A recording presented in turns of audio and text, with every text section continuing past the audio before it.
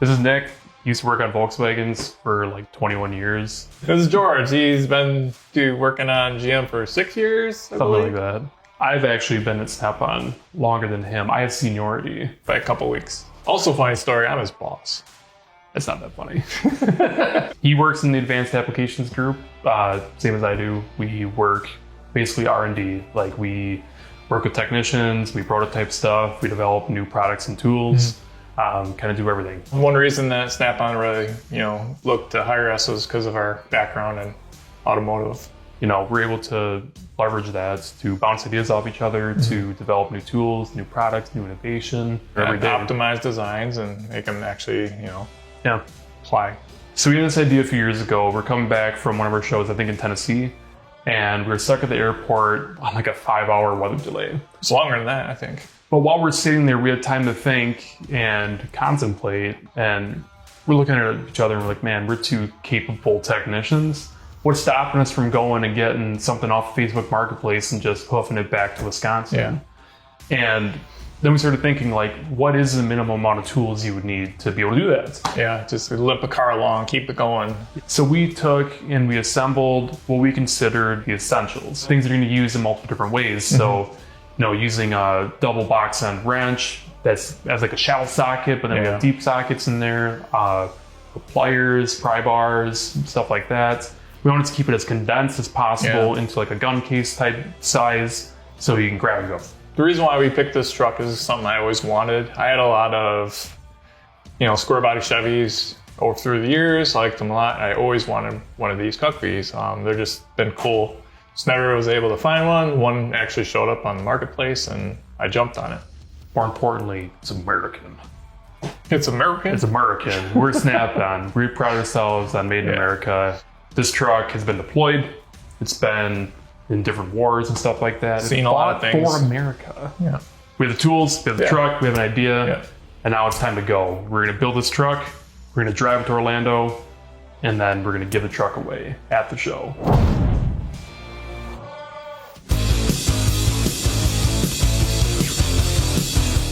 The very first day we had Daylight a big hours. skunk in the backyard. Yeah. Oh, that's not a skunk, that's a cat. Go pet him. There you go.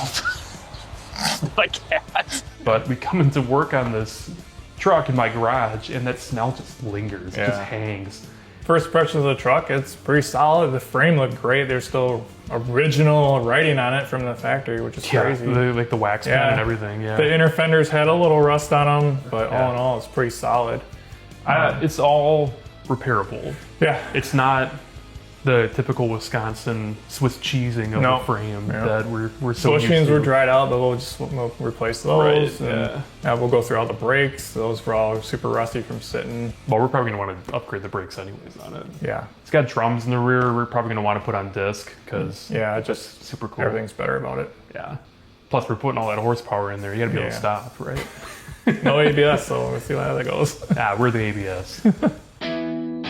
Is it going to be wheels 20 by 10? Satin graphite forged aluminum? I don't think so. Yeah, that's weird. Color combination solid. Okay, so this was not a camo originally. 456 gears. It's a good start. After we looked up all the RPO codes, we discovered, 456 gears, but there's nothing for Detroit locker, which I know sometimes they have. So we decided to, old school, figure it out, jack it up, spin one wheel. If that other one spins the same direction, you got a locker. If it goes the opposite way, because of spider gears. Luckily, we have the locker, which I'm happy about. The rear locker. The rear locker, okay. Yeah. But sometimes the fronts had them too. It was mostly on the ambulances, what I've read. Now we look at the other one. It's the opposite. See the arrows in the line? Yeah, I see it's traced like all the way around. Yeah. So we checked that. It's open in the front, but that's okay. I mean, we have the manual locking hubs in the front, but it's an open diff. But we still got the 456 rear locker, which is like, heck yeah. Hot rod gears. Yeah. Yeah. That's pretty cool. And then, it's kind of like, those are overbuilt. They're way over geared, and those differentials are huge on that thing too. Yeah. For what that you truck have the is. full floating. Yeah, 14 bolt, and you get the 60 in the front. Yeah. It's heavy duty for that size of a truck. They don't even run ball joints on this thing. It's got kingpins. Yeah. Which is like ridiculous for Class 8 stuff. Yeah, that's like for a passenger truck, which Yeah. this technically is, like, that's wild. That was supposed to be red. Yeah, it would have been the same color as the seat. It's got one of the M16 mounts still left in it. One of the ones missing on the other side.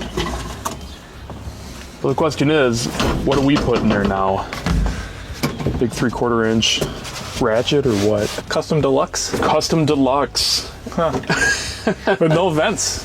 You see Custom that? deluxe, but no vents. Heater and We have defrost. off heater and defrost. That's all we get. Huh. Hey, over there, that knob. What is? That's for, there's a vent that pulls cold air. You're gonna have one on that side too. Footwell air. That was a common on these older trucks. If you look to the left of that, So that's gonna bring fresh air fresh in. air from behind the fender. Oh, that's sick. Yeah. Okay, that'll help in Florida. Yeah, especially these these wing vents too. Oh, a classic. Blackout in our service lights is super cool, actually. Ashtray's empty. There's nothing there. It's they don't put one in and they plug the They block it off. cigarette out lighter. Yeah.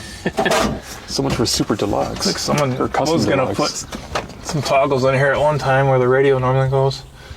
All right, hop in. Let's see what driving across the country is gonna feel like in this bad boy. Sort of want a grab bar over here. It's Actually, the seat's pretty good, honestly. bad. It's broken in. Yeah, it's even got a middle seat for any friends you pick up along the way. Yeah, I think this is gonna be fairly exclusive. We're not picking up any any ride-alongs. That seat's actually pretty comfortable. Yeah. It's not bad. It smells like rat pee, A little but bit. Yeah, a lot of guys put the newer seats in them, but I don't know. They look not as period correct to me. like so. the captain's chairs, Yeah. I don't want to do that. Yeah. I think the bench is cool. So if we keep that bench, then maybe there's something cool we can like hide behind it. It's like on that back wall. Yeah, of there's a the lot of cab. space behind it.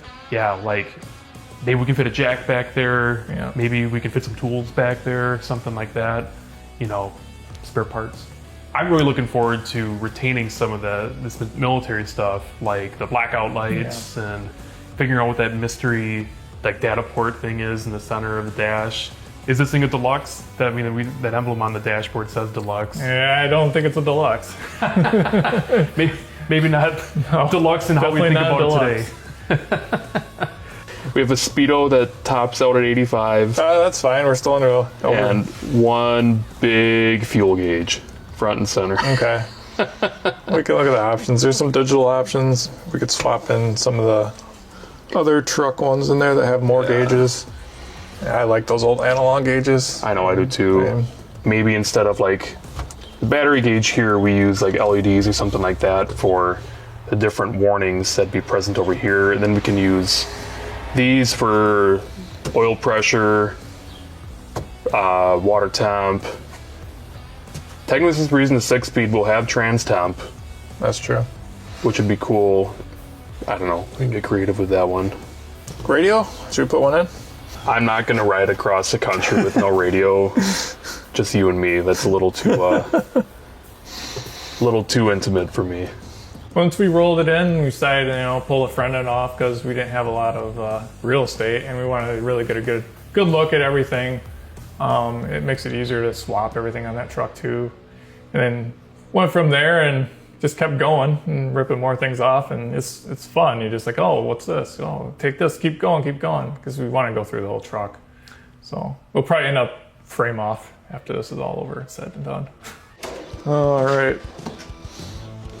Choose your fight. Let it fall into it. Yeah, right there.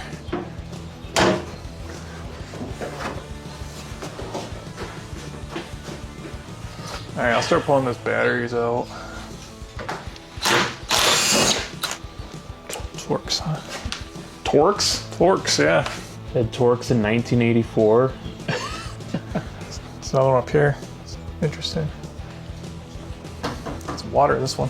A little bit of moisture, but we can replace those. They still make sealed beams for those. Or we can upgrade them.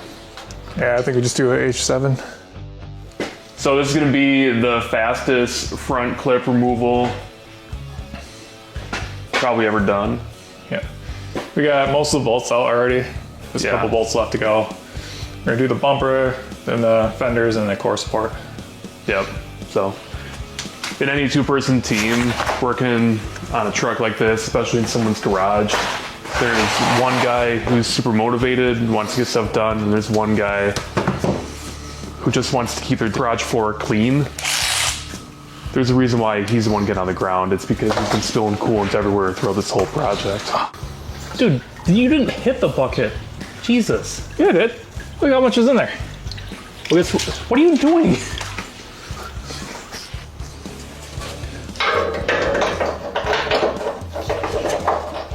We did run into some issues with those carriage bolts on the bumper. Yeah, the bumper ones. You remember that? Yeah. Like, oh my gosh. All right, now we can try it. Oh goodness. Yeah, I got such a leverage advantage.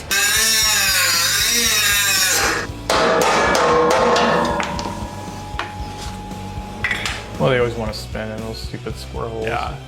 Yeah, they punch a square hole through the bumper and then it's supposed to hold that bolt in place, but when you got all that Wisconsin Loctite on there, you know, you try and take that bolt off and it's just gonna pop, cam out that square hole that it's in. Yeah, we had to get a little creative, but we got it. Use the thin wrenches, it worked pretty well. Yeah. Other option we could have done if we had a welder is just weld a nut to it. So because we have limited space here, we had to get really creative with the removal of everything. So Where we put it. Where we put it. So the hood went on top of the cab, and fenders started going in the back, and then we played Jenga with everything as we're taking it apart. I guess that's the best part about working on a truck, right? Is we have all that storage built into it for all our parts. That's true. Until we got to take that off, and then where does that stuff go again? Give it a yank.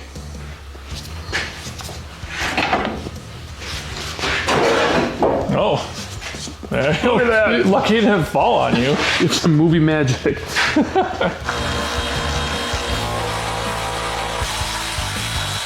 Watch your legs so I don't give you tetanus. If I don't have it yet, I'm not gonna get it.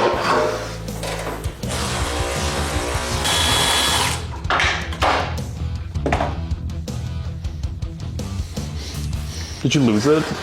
It's not lost, it's in the truck somewhere. I mean, when we pulled the front fenders off, Frame was straight, like Frame was no straight. damage to the frame horn. Right. Doesn't look like it was ever in an I think accident. like the front bumper might have been a little bit tweaked. Just on one corner, it looked like a brush Yeah. car was pushed a little bit, Yeah. but other than that, like surprisingly, because they probably weren't too nice to those vehicles in the military. As long as we keep that nice green patina on the outside, I think we can just probably swap out those inner fenders. I think. I mean, that's what I'm going for. Yeah. This is what we're referring to. If I get back here, this is what we're referring to as speed holes. Anybody from Wisconsin, the Midwest, the Rust Belt, they're well familiar with it. You know, California guys, not so much.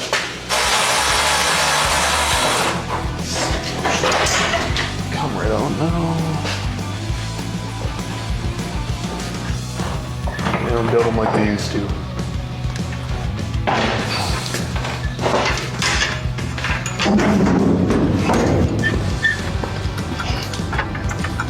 Bro.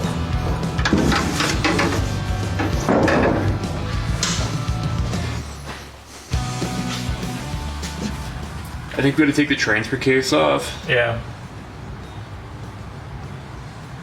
I think you should take the transfer case off. The line goes into this and it comes out, and it's got an arm that goes to the rear axle. Maybe the 1-ton had it. And what does it do? So depending on the load in the back, it changes the bias of the brakes. So the more load you got, the more you can bias it because of weight. Right, because it said 70-30 split. Yeah. So you can divert a little bit more to the back without locking up and skidding out.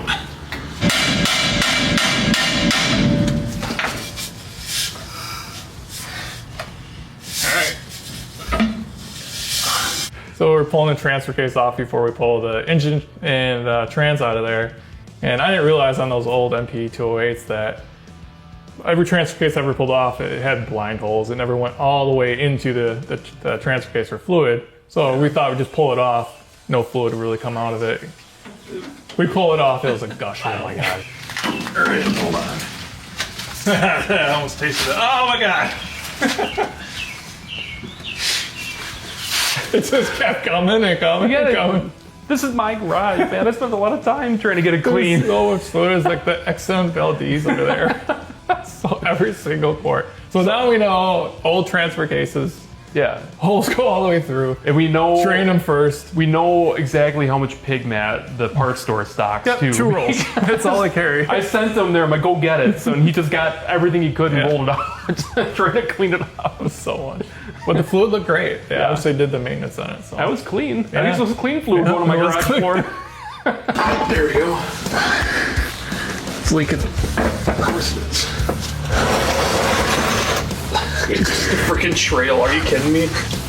Oh, it's leaking on the back. So, I mean, we're working in a small garage, but we're pulling a big motor and trans. Yeah, it's heavy. So it was really awesome to have that. The load leveler is what really... Well, the load leveler, and then with how long we could rake out that cherry picker, that red one from Snap-on, the new one. Gosh, it had the dual action pump too, so it came up quick.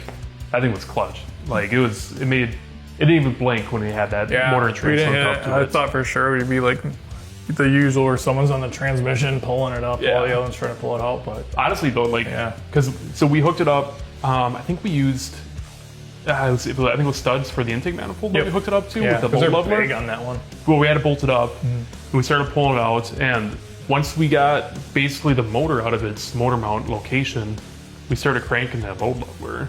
And that thing kind of came straight up and right out, no problem. I've used them in the past, never this one, but I've never had good luck with them. This one actually worked smoothly and it went really did well. what it was supposed to do. Yeah, honestly, that made that job a whole lot less sketchy. Like, there's definitely something to be said for having the right tools for the job. Yeah. Honestly, with like all the motors I've pulled and stuff like that, I never had a load leveler, and then just like recently, I got one. And it's made stuff like this so incredibly easy. Like, I feel so foolish for never using one for so long. The problem we had was we took about 900 pounds out with that motor and trans, and we're rolling it back.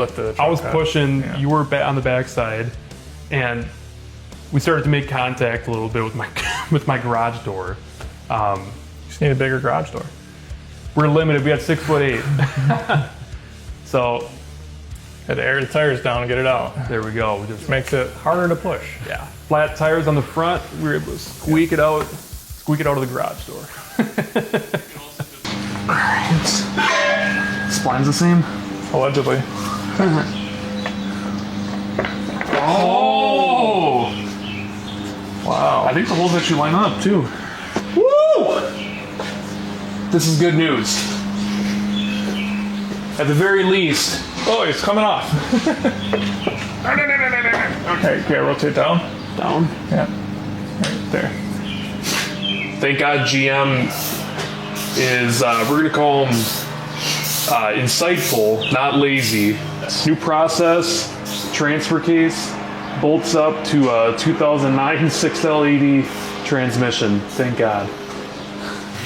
Best part is, Speedo's on the output of that. Oh, that's perfect now. Okay. That's a good point. So now, because the Speedo cable comes from the output side of the transfer case, we don't have to do funky stuff with gauges. If we want to, we could use the analog gauge. So this just opens us up for a lot more options. Kind of hit the easy button. Woo! All right, so we got a pretty good jump on the front end, got the old stuff out. Now we gotta start looking at what's going in there and see the condition of that, because I can tell you that Alice was pretty oily. Yeah. I mean, it came out of a donor truck that ran and drove, so we know the transmission went into limp mode, so we know there's a problem there. Yeah. But I don't think it was a check engine light, was there? Nope. Okay. Yeah, drove fine. Maybe we're just looking at we're just looking at a refresh, basically, hopefully. Go from there and start looking at more of the You know, possibly taking the bed off, possibly taking the cab off. I know you're not too excited about that, but We'll see how far we have to go. You know, we still have to make it to down to Orlando. still want to take a look at everything. All right, we'll have to take a look at it. There's certain things that we have to be a little bit careful looking at too. Like, Yeah. it's an LS, so do we look at the cam bearings? Do we not? We'll see. We have to. We have to look at those. We'll see.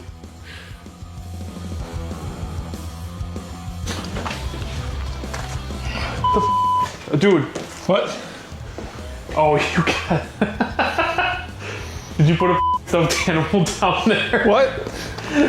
What the f- is that?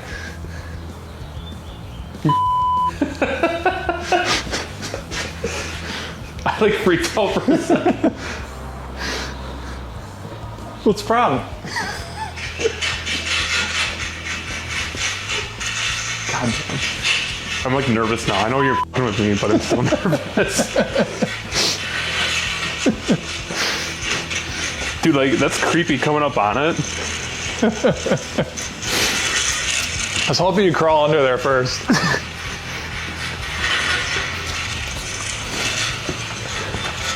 I'll get my girlfriend with it.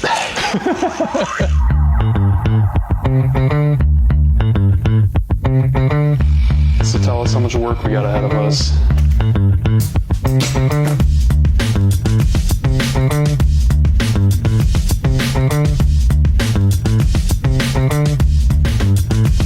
What did I learn? Don't bite off more than you can friggin' chew.